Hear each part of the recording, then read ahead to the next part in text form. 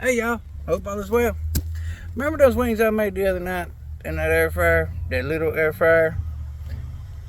Well, that air fryer is no longer.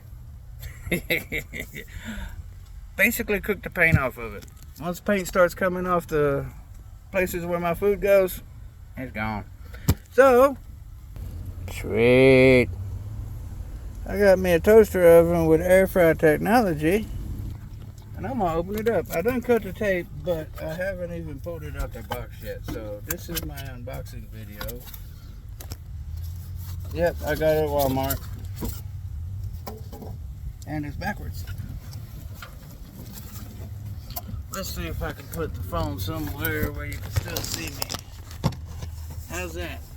Can you see me? Is that a good thing?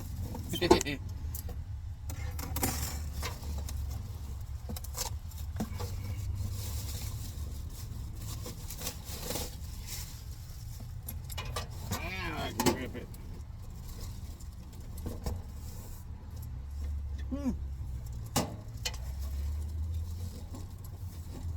Daggone, that thing's light. But I tell you what, just might do what I need. What else we got?